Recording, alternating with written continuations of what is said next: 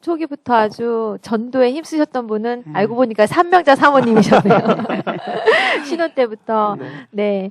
그러면 이제 졸업하시면서 이제 원로 목사님이 은혜교회로 오시게 된 거잖아요. 그래서 1984년도에 은혜교회가 개척을 하게 되었죠. 그 개척 얘기를 조금 들어보고 싶은데요. 네. 성 목사님께서 개척을 하려는 여조도사님과 연결할 테니 기도로 준비하세요라고 말씀하셔서 그렇게 알고 준비하고 있는데 어느 날 신학교 김상길 전도사로부터 오늘 저녁에 설교할 곳이 있으니 설교 준비하세요 하더라고요. 시간이 되니까 만나서 둘이 버스를 타고 사육신묘 앞에 있는 조그마한 홀에서 설교를 하게 되었습니다. 바로 은혜교회였습니다. 그날 저녁 예배를 마치고 났더니 21일 주일날도 설교를 해달래요. 21일 주일날도 제가 설교를 하고 그 다음에 이제 우리 교회를 섬겨달라고 하는 겁니다. 그래서 제가 은혜교회를 섬기게 된 건 이렇게 하나님의 인도였습니다. 하나님의 인도였고 이제 그의 성탄절을 지내고 그 이듬해부터 이제 본격적으로 열심히 이제 노력을 하고 기도도 많이 하고 특별히 전도에 불이 붙었습니다. 그때 윤상엽 권사죠. 지금은 그 권사, 그때 집사, 이용희 장로, 이용희 집사.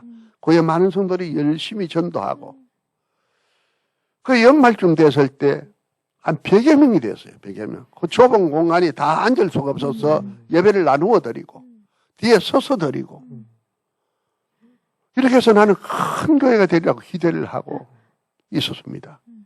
이듬해 85년도에 큰 꿈을 갖고 있는데 보면 이사철이 되니까 한 3분의 1 정도가 빠져나가요.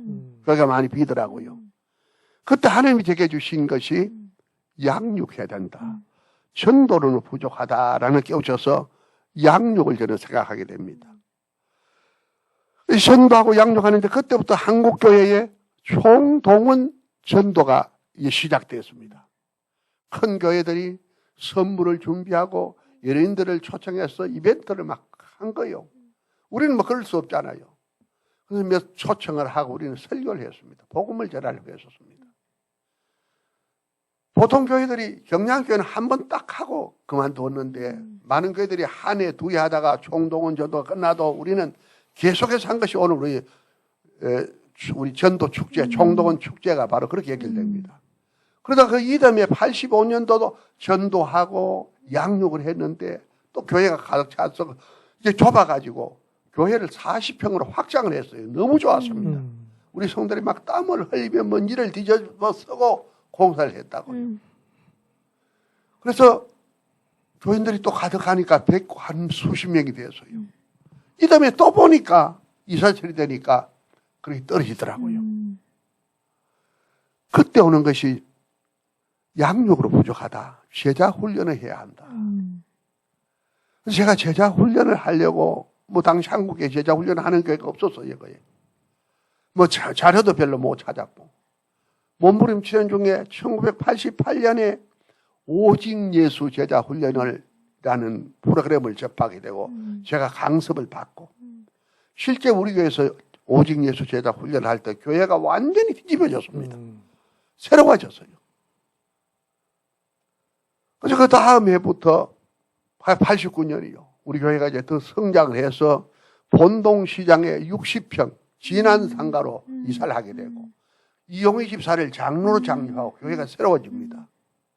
우리 동문 목사님들에게 오직 예수 제자 훈련 교재를 주면서 그의 89년 1월 달에 기도원에서 기도하면서 설득을 해서 하라 권유를 했는데 딱 한 분만 조금 하고 거의 안 하더라고요. 별 관심이 없더라고요. 그래서 우리가 제자 훈련을 통해서 많이 은혜를 받고 그 다음 이제 훈련이 더 발전하니까 초급은 이용희 집사, 최명순 집사, 이경숙 교사에게 나누어 맡기고 나는 중급 고급을 했다고요. 제자 훈련하다가 나중에 박명순 전도사도 한 파트를 맡아서 하기로 했습니다. 우리 교회가 이제 옛날 초기 멤버들이 그대로 있게 되는 중요한 은혜 중에 하나가 이 제자 훈련이라는 이 프로그램을 통해서 이들이 예수의 제자로 많이 자랐기 때문에 어려움 없이 우리 교회가 성장하는 그런 은혜를 입었습니다. 네. 목사님 전도하시고 또 양육하시고 제자를 삼아서 지금 그 살아있는 제자들이 또 다른 제자들을 양육하고 있는 그런 은혜교회로 성장하는데 우리 목사님이 엄청 많이 애쓰시고 또 기도하신 게 느껴집니다. 네, 감사합니다. 네.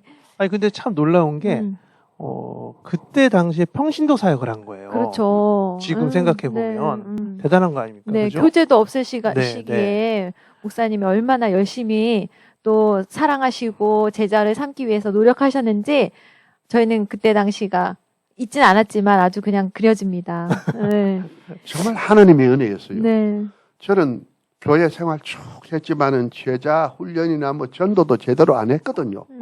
그래서 가까운 사람 부흥회 때나 이제 전도 좀 하는 정도였는데 하나님이 전도하도록 하고 양육에 대해서 눈을 뜨게 하고 다른 교회들이 큰 교회들이 좋은 교회들이 하지 않는 제자 훈련도 해야 된다는 걸 깨우쳐 주시고 또 실제로 그 훈련을 통하여 오직 예수 제자 훈련을 통하여 큰 은혜를 받게 해주셔서 우리 교회가 지금 이 방향으로 올 수 있게 되었습니다. 네. 참 하나님의 은혜입니다. 네. 네. 하나님의 은혜인 것을 또 고백하게 됩니다. 네, 그러던 중 이제 저희가 본동 시장에 있다가 신대방으로 오게 되죠. 네. 어떤 계기로 건축이 시작됐나요? 우리 본동 시장에서 교회가 60평에서 120평, 140평, 180평, 240평 가까이까지 사용을 했어요, 공간이. 그렇게 성전 건축에 대한 저는 별 열망이 없었습니다. 교회 공간이 뭐 거의 뭐 우리가 설계에 부족함이 없었기 때문에. 근데 신학교 가서 여전도에 수련회 갔는데 우리 목사님들이 대화하는 중에 성전 건축에 대한 얘기를 하는데 하나님 제게 감동을 주셔요. 나도 성전 건축을 해야겠구나 하는 마음을 주시더라고요. 돌아와서 기도하고 우리 중직자 회의를 한 달쯤 기도하는 우리 중직자 회의에서 우리 교회도 성전 건축을 해야 되지 않겠습니까 했더니 모두가 좋대요. 하자는 거예요. 그래서 기도하고 성전 건축 헌금을 작정을 합니다.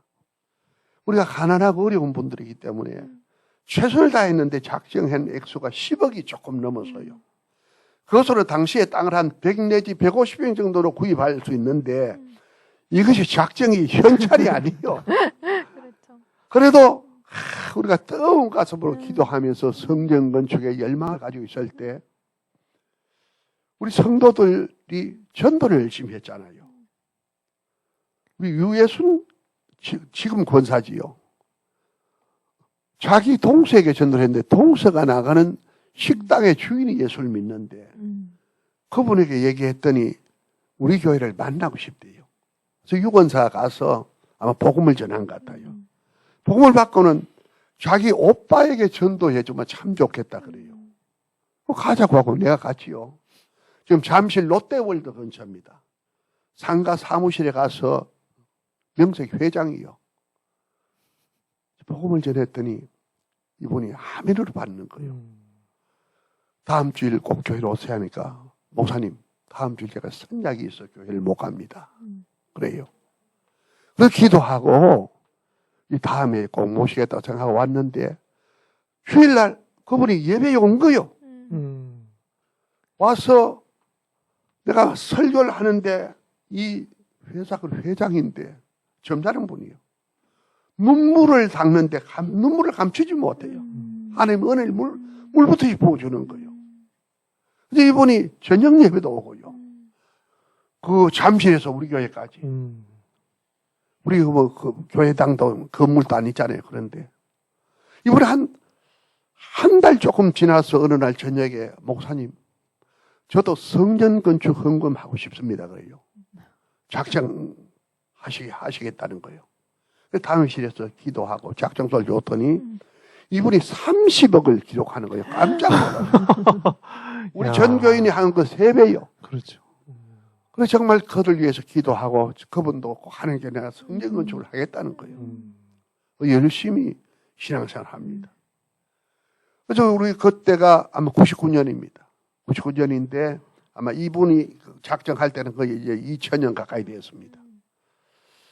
2001년경부터 내가 우리 주남 우리 전도사님을 보내서 이 지역에 부동산에게서 300평에서 500평 되는 성전 부지를 확보해라, 부탁해라 그래서요. 뭐 돈이 없는데도 주실 줄 믿고 막 그랬는데 이분이 못 찾아요.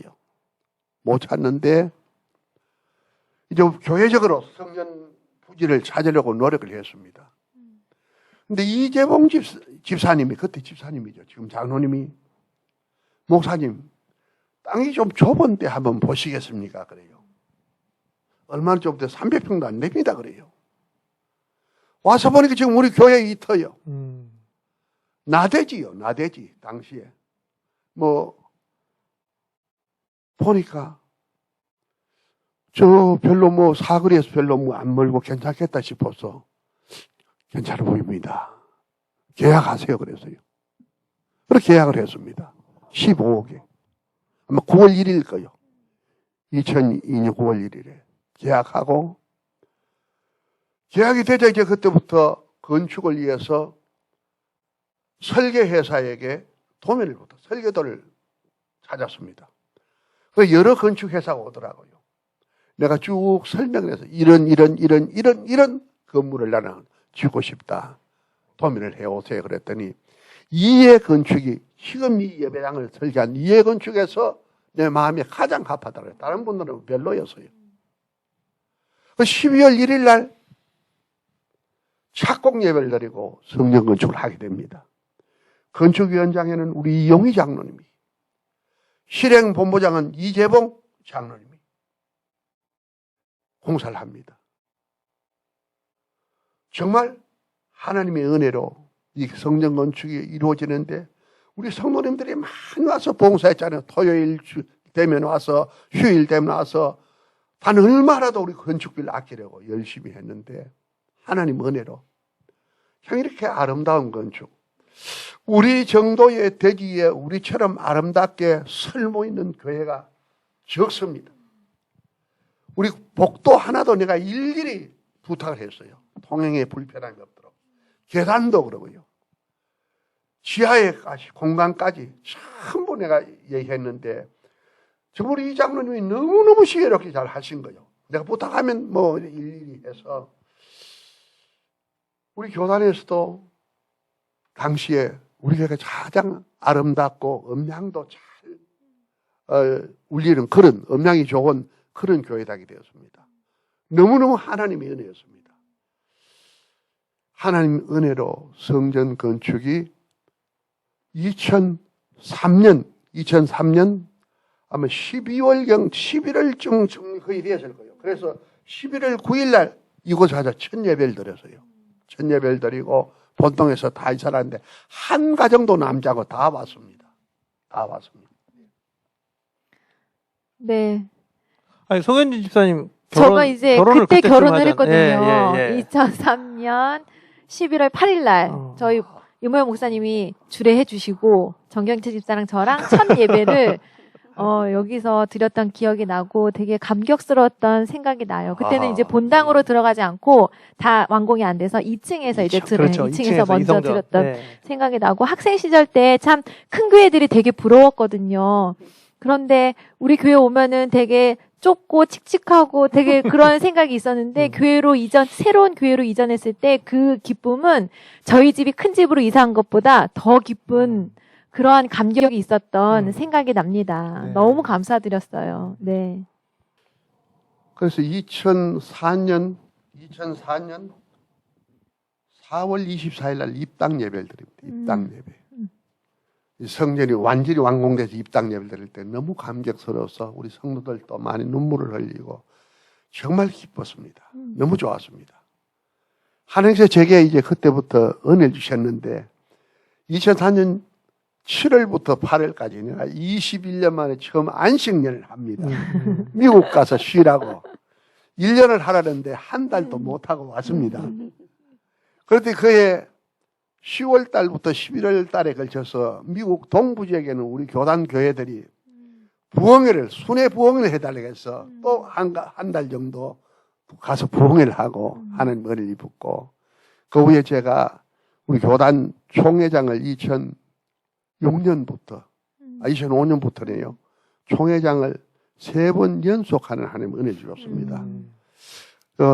초기에는 뭐 사람이 없어서 오래 성목사님하고 김태모도 오래 했고, 중간에는 뭐 1년 한번 거치는데, 제가 3번 하는 은혜까지 입었어요. 없고, 이 동작 교구 협의회 회장도 하고, 하나님이 여러 가지로 저에게 은혜를 주셔서 수고했다고 위로를 많이 해주셨습니다. 참 하나님의 은혜였고, 지금도 뭐 여러 곳에서 하나님 주신 은혜를 내가 감사드리고 있습니다. 네. 정말 감사합니다. 네. 예. 이런 과정을 통해서 이렇게 아름다운 성전이 건축된 것 같아요. 많은 성도들의 헌금과 기도, 헌신이 지금의 이런 환경을 만들어낸 것 같습니다. 네.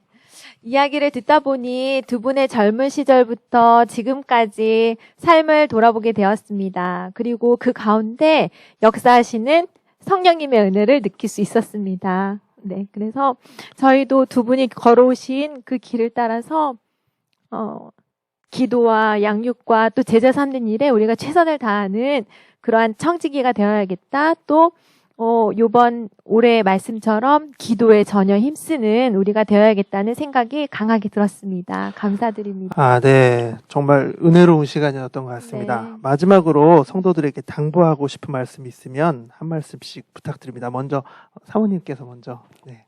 예, 저는 여러 장로님들과 성도님들의 사랑을 너무 많이 받아서 정말 감사합니다. 그리고 정말 우리 교회 여러 일꾼들로 인하여서 하나님 앞에 충성하고 모두가 예배의 성공자들이 다 되기를 간절히 바랍니다.